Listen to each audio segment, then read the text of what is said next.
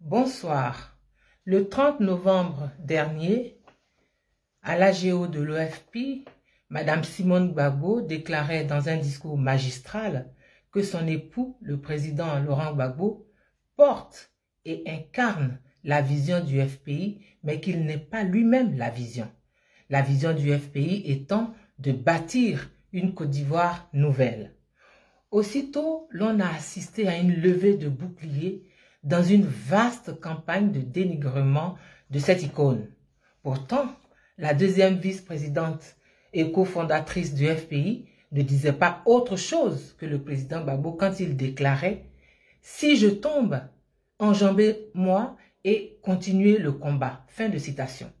Ici, il faut comprendre, si je tombe si je suis empêché, si je suis dans l'incapacité de, si je ne peux pas.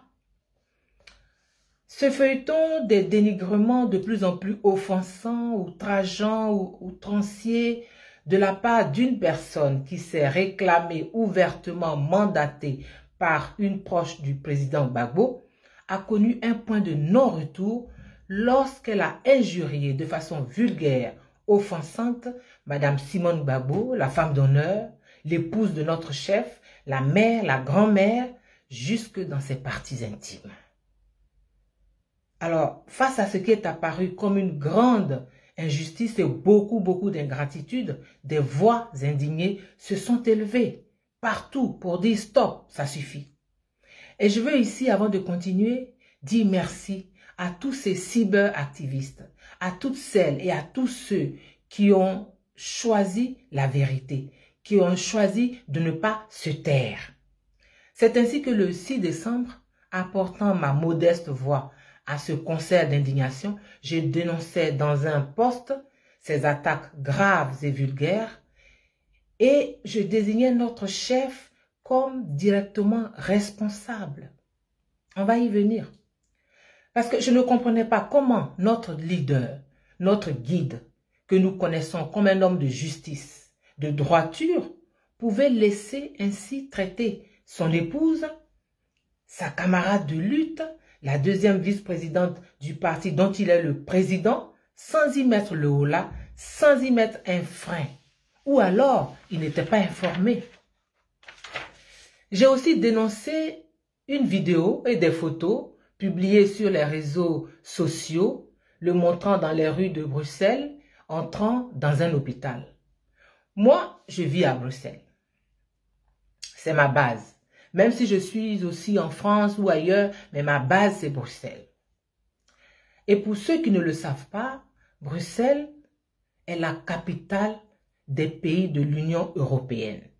C'est-à-dire que toutes les décisions se prennent là. C'est-à-dire que, par exemple, quand en France, les gens font leur budget, c'est Bruxelles qui doit valider. Donc, c'est une ville qui n'est pas simple. Tout est là. Dans la rue, tu entends parler au moins 10 langues. Il y a tout là-bas. Donc, le président Gbagbo, qui n'est pas n'importe qui, ne peut pas se promener comme ça, sans aucune protection, dans cette ville et dans cette rue. On parle d'image, hein? Mais il y a des tireurs fous partout, il y a des tireurs fous partout. Donc, un drame aurait pu arriver. Et on allait faire comment? Donc là aussi, j'ai dit qu'il était responsable. Parce que c'est sa vie, mais c'est notre vie à travers sa vie. C'était cela le sens de ma publication. C'était un post interpellatif. C'était un cri du cœur, une douleur que j'exprimais. Mon objectif était que le président Gbagbo lise mon post et Dieu merci, il l'a lu. Et je sais qu'il en a compris le sens. Mais comme toujours, quand certains ont du mal avec la compréhension d'un récit ou d'une pensée ou d'une position, ils s'adonnent à leur jeu favori, les injures, les approximations, les raccourcis, les pseudo-analyses. Mais vous êtes sérieux? Vous croyez que vous qui n'avez pas, des gens qui n'ont pas hésité à injurier l'immense Simone Gbagbo, jusque dans son intimité, c'est moi qui vais épargner? Mais les injures, ça me glisse sous la peau. Je ne sais pas ce qu'on peut dire encore. Je vais juste revenir sur deux de ces incongruités que j'ai relevées. J'ai lu Oui, Annie Tchele, c'est une actrice sur un don condescendant, méprisant. C'est une actrice. C'est une actrice, elle a joué nue-même dans un film. Mais oui, je suis actrice. C'est mon métier. Et un acteur doit pouvoir camper des rôles. Tous les rôles. Si on veut une prostituée, il faut quelqu'un pour camper le rôle. Si on veut un drogué, il faut quelqu'un pour camper le rôle. Si on veut un président, il faut quelqu'un pour camper le rôle. Et oui, elle a joué nue. Oui, mais pour jouer nue, là, il faut avoir un corps montrable. Un corps que tu peux montrer. Dieu merci, sans prétention aucune. Dieu m'a donné un beau corps, donc je m'en sers pour mon travail aussi. Voilà, tout est à sa place, donc je m'en sers aussi. Alors ça, c'est pas un débat. Mais c'est parce que je suis actrice que j'ai joué dans ces films-là, les films que vous aimez et puis qui sont passés partout dans le monde. C'est parce que je suis actrice. C'est parce que je suis actrice que une ONG américaine de lutte contre le sida m'a fait appel pour utiliser mon image pour sa campagne de sensibilisation. Et qu'elle m'a payé une formation en information, éducation, communication, mass média, IEC Mass Média, à l'université de Santa Cruz en Californie. Et c'est pour ça aussi, comme je suis actrice, qu'au retour, elle m'a demandé de créer, de diriger son centre de production audiovisuelle que j'ai dirigé vraiment de 1993 à 1998. C'est parce que je suis actrice que mes patrons de l'époque m'ont aidé à créer ma propre boîte de production en 1996 et que ensemble nous avons coproduit la série Sida dans la Cité 1 et 2 sur une idée que je leur ai proposée. C'est parce que je suis actrice que l'Union européenne m'a accordé un financement pour cette production-là. Et cette série a eu le prix, le prix de la meilleure œuvre vidéo au FESPACO. Elle a été diffusée sur toutes les chaînes de télévision des pays ACP, Afrique, Caraïbes, Pacifique, en français et en anglais. C'est parce que je suis actrice que l'Union européenne, encore la même, a financé mes autres projets, dont le Festival international du court-métrage d'Abidjan, que j'ai créé en 1997 à Bruxelles. Il est né à Bruxelles. C'est parce que je suis actrice, enfin, que j'ai mis mon talent au service du président Gbagbo, en réalisant le film « Un homme, une vision » sur son parcours et que j'ai abandonné mes droits de réalisation pour le film et que j'ai accepté qu'il soit mis sur YouTube et que vous puissiez y avoir accès gratuitement, sans rien débourser. C'est parce que je suis actrice. Donc oui, au passage, je veux dire que le film n'a pas été produit par le président, Gbagbo, comme vous aimez faire des raccourcis, c'est une fondation africaine qui a payé ça. Donc ça, c'est clair. Donc oui, je suis fière de mon métier et il m'a tout donné. Tout ce que j'ai eu, c'est le cinéma qui me l'a donné. C'est mon travail qui me l'a donné.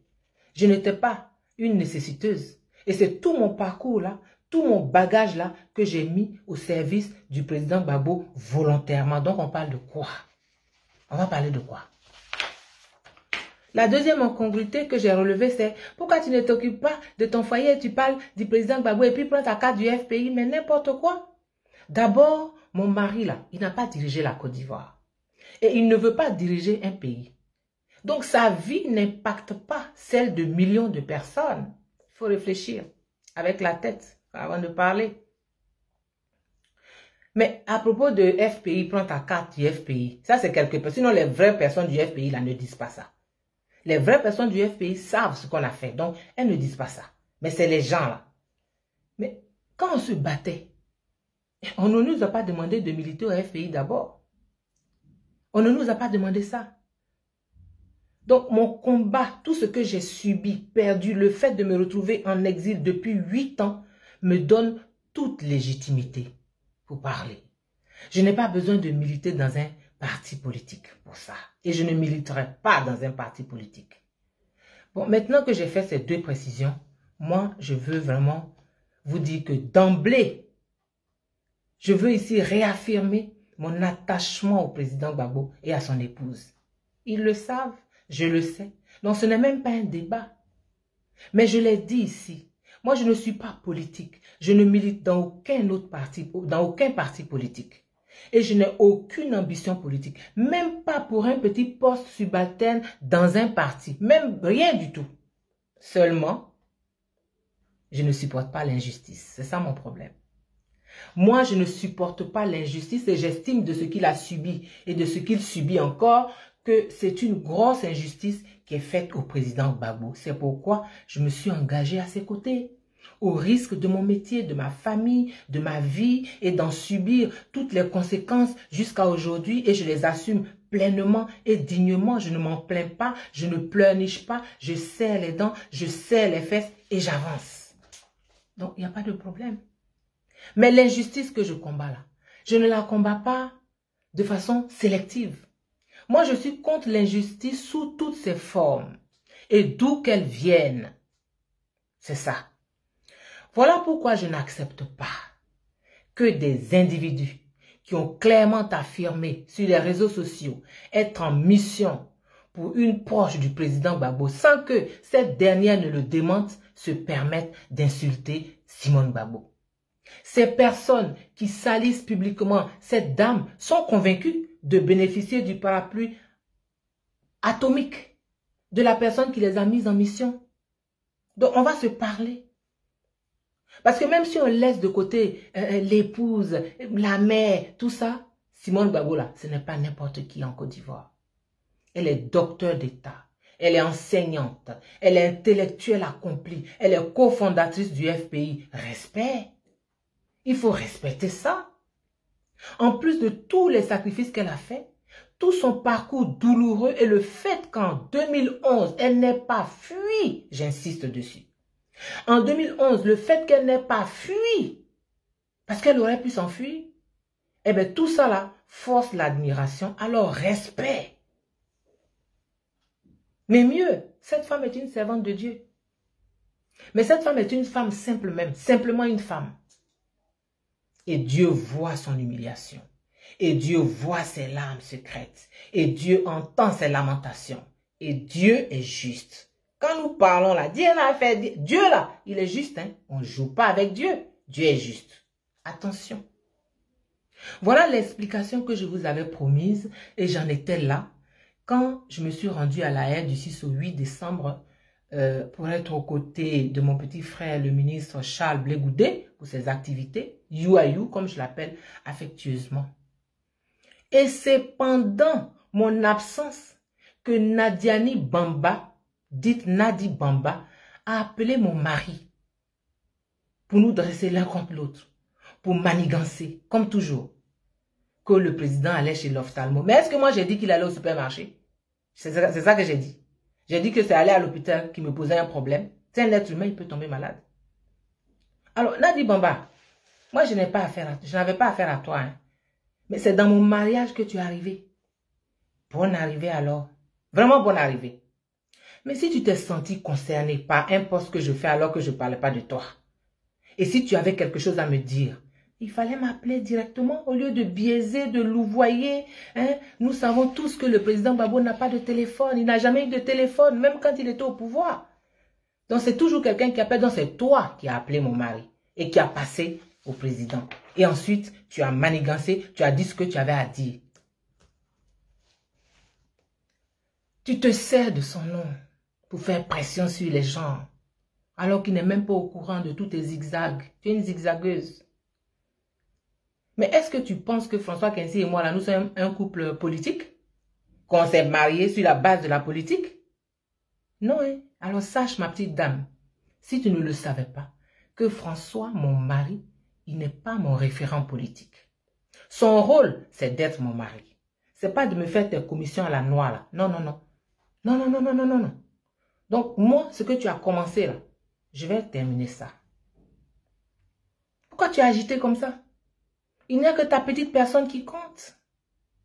Tu sèmes la zizanie depuis longtemps. Mais par égard pour le PR, on se tait. Et c'est toi qui viens t'immiscer dans mon foyer. J'espère vraiment que tu as porté ton ziba et que tu as attaché ton keiwa. Demande au BT là, ils vont t'expliquer ce que c'est ziba. Parce que moi, je ne fais pas partie de tes porte-sacs. Je ne te fais pas allégeance, jamais.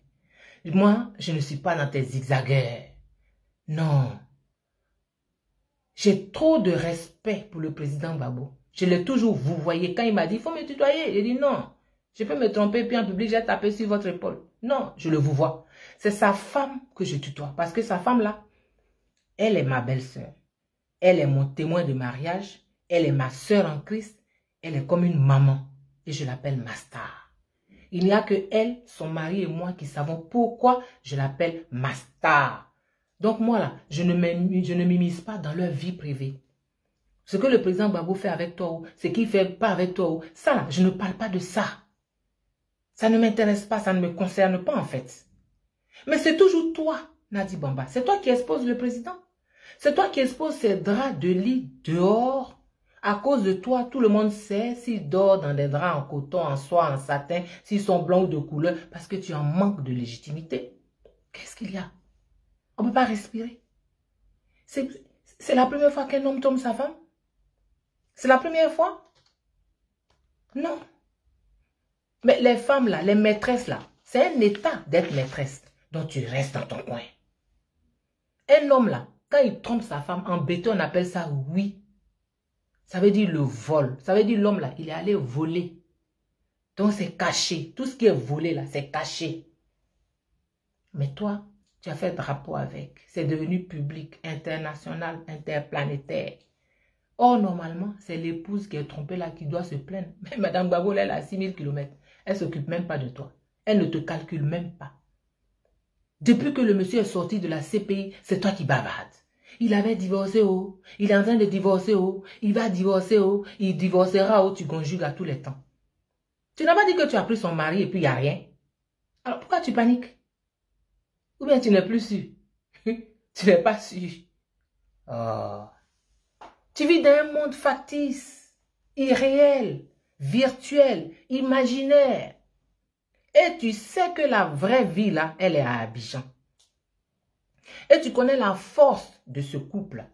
C'est pour ça que tu fais partie des gens qui ne veulent pas qu'il rentre en Côte d'Ivoire. C'est moi qui te dis ça. Quand tu envoies les gens insulter Madame Gbagbo, là, tu cherches quoi? Dans son intimité en plus, tu cherches quoi?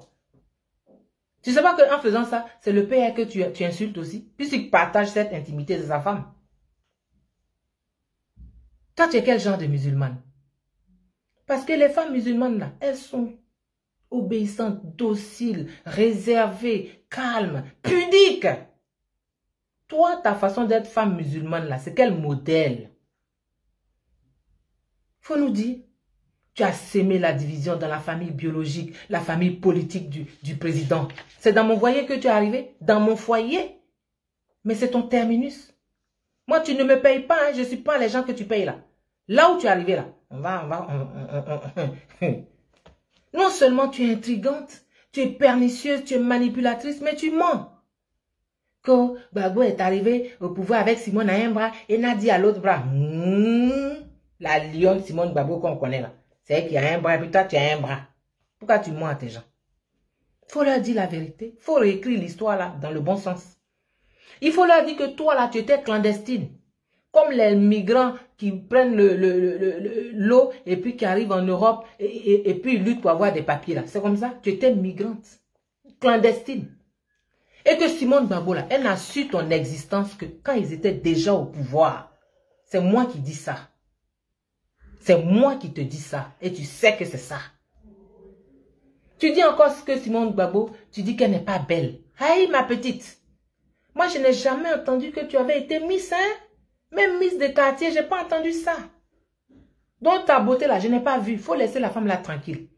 Elle a 70 ans. Elle a eu 5 enfants, dont 2 fois des jumelles.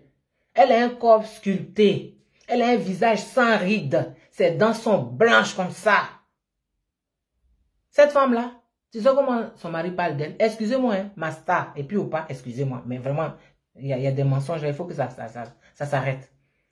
Son mari, là, quand il parle de sa femme, il dit avant, je voyais clair. C'est comme ça qu'il parle de sa femme. Tu dis aussi que Simone Gbagbo est méchante. Alors là, c'est vraiment l'hôpital qui se moque de la charité. Moi, je préfère une femme qui est méchante comme ça là. Et puis, elle mène son mari au sommet. Je préfère sa méchanceté qui fait qu'elle laisse tout le monde venir à son mari. Sa table est ouverte. Tout le monde mange chez elle. Parce que quand on est un grand homme, la question est de savoir qui t'accompagne et qui est ta compagne. Autrement dit, derrière un grand homme, il y a une grande femme. Et Simone Gbagbo, là, c'est une grande femme. Respect, ma star. Là où Simone Gbagbo l'a emmené au sommet, là, toi, la gentille, ça a été la descente aux enfers avec toi. Un grand homme, là, on l'accompagne. On rassemble autour de lui. On ne divise pas. Même si on n'est pas grand soi-même, on essaye de se mettre à son niveau. Mais si tu ne peux pas, là, il faut retourner dans ta cour commune, on va avancer. Que Simone est méchante. Toi, tu n'es pas méchante. Tu es la méchanceté personnifiée. Je vais te donner quelques exemples. Tu te souviens de l'histoire du photographe Follet? Mes amis, je vais vous raconter. Le photographe Follet, là, il avait fait des photos pour le président Gbagbo, à la demande de Nadi Bamba. Et puis, elle a refusé de le payer. Et puis, elle a bloqué ses négatifs. Or, pour un photographe, les négatifs, là, c'est sa propriété intellectuelle. C'est comme moi, je fais du cinéma. Je fais un film, les rushs, là, c'est ça qui est pour moi. C'est comme un chanteur, il chante. Et puis, ses droits, ses compositions, là, toi, tu lui enlèves ça. Elle a bloqué ça. Quand il a voulu se plaindre, elle a emmené ses gars de corps, puis ils l'ont tabassé. Mais tabassé de chez tabassé. Puis ils l'ont laissé là comme ça, en sang. Puis le gars est tombé malade. Et puis pendant longtemps, il est malade. Et puis un jour, il allait s'asseoir devant le groupe Olympe, ceux qui font Soir Info, tout ça là. Il allait s'asseoir là-bas. Et puis il parle dans la rue, il fait grève de la faim. Et Dieu ne dort pas donc. Le rédacteur en chef de Star Magazine, Soum Junior, il est vivant, hein, il m'a appelé. Il dit, viens, parce qu'il y a une situation, nous on va le mettre à la une. Hein. Ça n'arrange pas le président. J'ai dit, pardon, je suis venu m'expliquer. Donc je suis allé à la résidence et puis j'ai expliqué ça au président. J'ai dit, ah vraiment ça là, c'est pas bon. Il dit, ok. Et puis il a appelé le docteur Blé Christophe, son médecin. Il dit, il faut arranger ça. Et Blé Christophe appelle maintenant son adjoint, docteur Zézé. On envoie une ambulance, on prend le photographe, on l'emmène, on le soigne, il est guéri. Moi, je ne suis plus dans ça. Je ne suis plus à Abidjan, je suis à Bruxelles. Et puis un jour, le téléphone sonne à la maison. C'est Blé Goudé. Il dit, mais tu as fait quoi, Nadi Bamba? J'ai dit, j'ai fait quoi? Il dit, non, elle dit que voilà une affaire de photographe. Je dis, pardon, donne-moi son numéro, je vais l'appeler. Puis il me donne son numéro et j'appelle Nadi. J'ai dit, Nadi, vraiment, je n'ai rien fait contre toi. Hein. Moi, j'ai fait pour le nom du président. Je ne sais pas ce qui s'est passé, mais comme il était dans un endroit où il gâtait le nom du président et les journaux voulaient mettre ça à la une, donc moi j'ai fait ça. En tout cas, c'est pour sauver le président, son nom, c'est pour protéger son nom là. Donc pardon, c'est sa réputation. Nous tous là, c'est ce qu'on doit faire. Elle dit, ah, on ne m'avait pas expliqué comme ça. D'accord, j'ai compris. C'est bien, tu as bien fait. Donc pour moi, c'est fini, non? On a fini de parler. Oh, pour la femme là, c'est pas fini. C'est qu'elle a fait. Elle allait trouver docteur Blé. Ils ont convoqué docteur Zézé.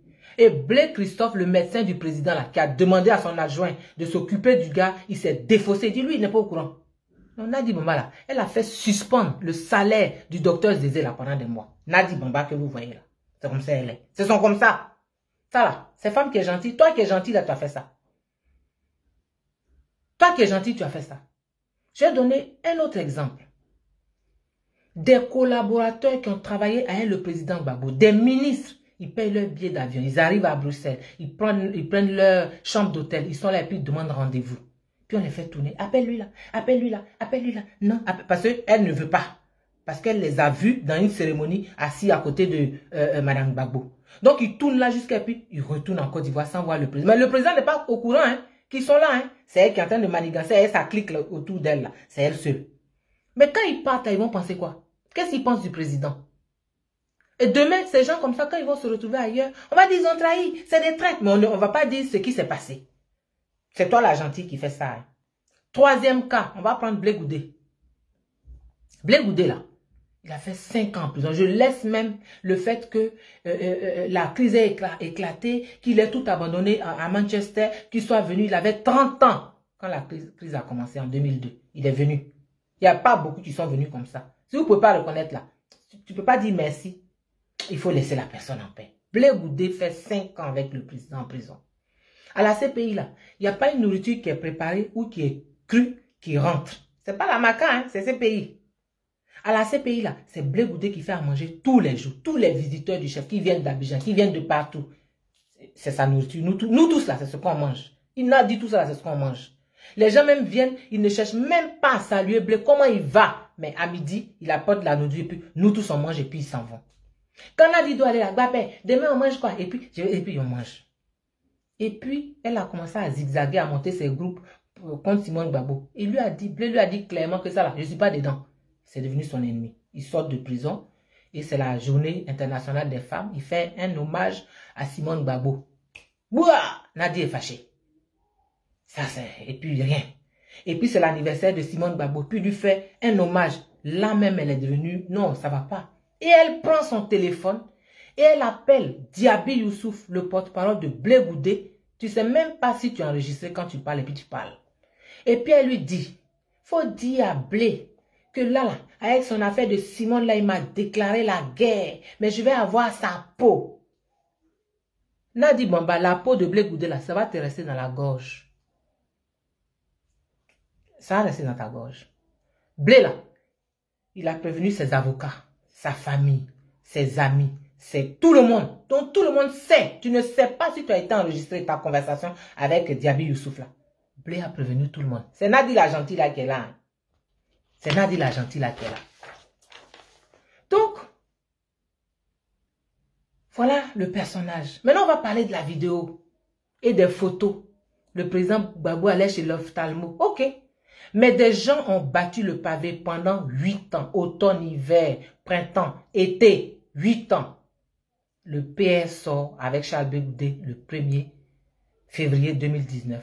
On dit, il ne fait pas d'image. Voilà, il ne parle pas, on dit, on est d'accord. On respecte ça. Et la première image qu'on voit de lui, c'est toi qui es en train de l'emmener grelottant dans un hôpital. C'est ce que son peuple veut voir. C'est quelle image tu veux donner? Qu'il est diminué, quoi. Pourquoi tu ne montres pas une image où il est en train de travailler avec le secrétaire général Assoadou, ou bien il est en train de, je ne sais pas, il fait un jogging, ou bien, pourquoi une image qui l'arrange? Pourquoi tu ne montres pas ça? Pourquoi tu le présentes diminué juste toi pour te mettre en valeur? Pour attester ta fausse thèse de c'est elle qui s'occupe de lui. C'est faux. Maintenant, moi, ce qui m'a fait tilt, c'est cette image-là. Elle sort à quel moment? Elle sort au moment où Alassane Ouattara dit que de tous les gens de sa génération, c'est lui qui est en bonne santé. C'est là où toi, tu sors ça. C'est pour confirmer, non? Tu es en mission, mais tu as échoué. Parce que comme Dieu ne dort pas là, il a donné la réponse d'Alassane Ouattara. Il est tombé. Vous dites que ce n'est pas lui qui est le plus en bonne santé aussi. Il est tombé. Dieu là, il abaisse les orgueilleux et il élève les humbles. Qu'aux images volées. Oui, mon métier c'est l'image. Je suis actrice, je suis réalisatrice, donc je connais l'image. Et je dis que les images de toi avec le président là, c'est pas volé.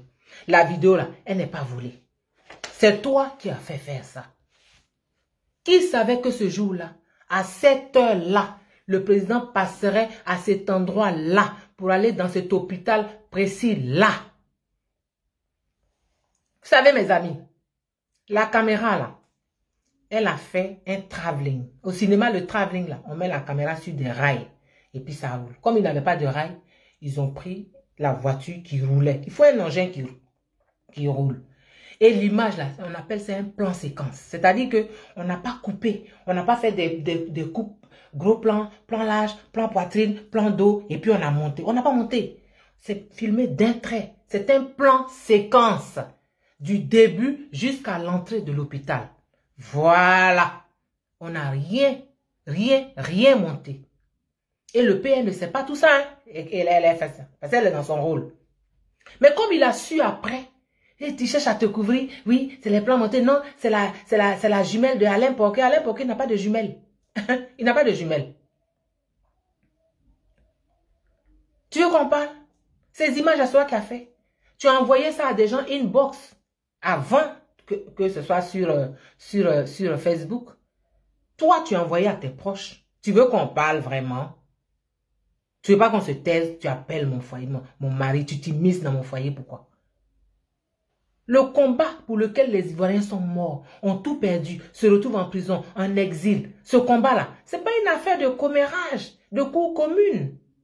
Parce qu'à la fin, là, ça nous ridiculise tous. Tu ridiculises le PR et tu viens zigzaguer dans mon foyer, plus jamais. Le grand Ernesto Guégué, l'artiste, il a dit à la pluie, ce n'est pas de toi que j'ai peur. C'est la tornade, le tonnerre qui est derrière toi là, dont j'ai peur. Donc on a dit, Bamba, ce n'est pas de toi qu'on a peur. C'est la tornade, c'est le tonnerre, notre babadé là. C'est lui qui est le président. C'est pour lui qu'on se tait, qu'on se sert et puis on ne dit rien. Sinon toi, tu as fait quoi à quelqu'un? Mais là où tu es arrivé dans mon foyer là, maintenant là, c'est coup pour coup. Tu n'arrêtes pas d'appeler tout le monde. Oui, vous ne me défendez pas. Il faut me défendre. Mais toi, par là, tu cherches sur Facebook, on doit te défendre. Et tu aimes dire aux gens, tu n'es rien, tu n'es rien. Toi-même, tu es qui? Nous, là, c'est parce qu'on n'est rien, là, qu'on a dit que Gbagbo, là, c'est notre espoir. Il dit, il est le défenseur des opprimés, du peuple, des sans-voix. C'est pour ça qu'on l'a suivi. On n'est rien, c'est pour ça qu'on l'a suivi. Toi, tu es qui? Tu es de quelle famille? Tu as quel background? Tu n'es rien, on t'a vu arriver. Tu n'es rien, hein, ma petite. Il faut te calmer. Pour le moment, j'en ai fini. Il dépend de toi qu'on en reste là ou qu'on aille plus loin. C'est toi qui dis que tu es femme d'homme d'État, de président. Moi là, je suis actrice. Comme tu te moques de moi là. Je ne suis qu'une simple actrice, fausse actrice. Donc, je n'ai rien à perdre. Mais à 10 mois de l'élection présidentielle là, il faut que le débat là, il se focalise sur toi. Pendant qu'Alassane Ouattara, lui, il se prépare, tu es en mission. Chers amis, notre président là, le président Gbagbo là, c'est un homme bon, un homme d'ouverture. Un homme qui n'interdit pas. Tellement sa conception de la liberté est poussée au maximum. C'est un homme qui fait confiance aux autres et qui croit que comme il est bon, les autres aussi sont bons. Il est comme ça. Aujourd'hui, il est bouclé, il est isolé, il est enfermé. Il ne voit que les gens que Nadi permet. Là, parce qu'elle a des problèmes à régler personnellement. Mais il ne sait pas. Il croit que les gens ne veulent pas le voir. Il ne sait pas que c'est elle qui est dans sa nébuleuse là. Étudiez l'histoire, Matahari, méditez la Bible, Samson et Dalila. Vous allez comprendre son rôle néfaste, malsain, destructeur qu'elle tient auprès du président Gbagbo. Alors s'il vous plaît, même s'il ne parle pas, il faut entendre son silence. Son silence là, il est parlant. Il est plus parlant que des discours. Il faut s'accrocher, il ne faut pas le laisser, hein, parce que ce qu'elle veut là, c'est que tout le monde le fuit. Il faut s'accrocher au président Gbagbo. Il faut être focus sur lui. Nadi Bamba, ce n'est plus de la CPI seulement que nous allons le libérer. C'est de tes griffes que nous allons le libérer. Donc, il faut regarder sur la route. Il faut guetter le chemin. On est en chemin, on arrive. Chers amis, vraiment prions pour le président Gbagbo. Prions vraiment pour le président Gbagbo. Prions parce qu'il est en otage. Prions parce qu'il est en otage. Prions que Dieu agisse. Que Dieu fasse de ses ennemis ses marchepieds. Que Dieu le libère. Que Dieu retienne Satan loin de lui. Seigneur, agis puissamment. Que cette année qui se termine là nous garde en vie. Et que l'année qui commence soit une année d'abondance en tout genre. Soyez mobilisés autour du président Gbagbo. Soyez vraiment... que rien ne vienne vous distraire. Nadi Bamba là, elle est dans un rôle. Il faut la combattre. Il faut la combattre. Il faut se fixer sur le président Gbagbo. C'est lui qui est notre chef. C'est lui qui est notre guide. Vous ne savez pas ce qu'il pense. Vous ne savez pas comment il se sent. Dans quelle solitude il est. Vraiment, je vais m'arrêter là. Je vous dis merci. Excusez-moi si j'ai été un peu longue, mais vraiment... Venir s'immiscer dans mon foyer là, ça vraiment ça m'a... J'ai mis 10 jours pour savoir si j'allais faire cette vidéo. 10 jours. Depuis le 7 décembre qu'elle a fait ça. On est le 17. 10 jours.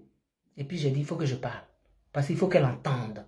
Et j'espère que Nadi, tu vas faire regarder cette vidéo là au président. Tu vas pas couper une partie pour lui montrer, voilà comment on parle de moi. C'est comme ça elle est. Une parabreuse, une provocatrice. Il faut rester calme. Tu dis, tu as mari, occupe-toi de ton mari. Et puis, il faut laisser les gens tranquilles. Et puis, il faut laisser Simone Gbagbo tranquille. Et puis, il faut laisser Blé Goudé tranquille. Parce que tu les touches. Toi et tes avatars. Moi, je ne parle pas aux coursiers. Donc, je m'adresse très directement à toi. Merci, mes amis. Que Dieu vous bénisse. Bonne fête de fin d'année. À bientôt.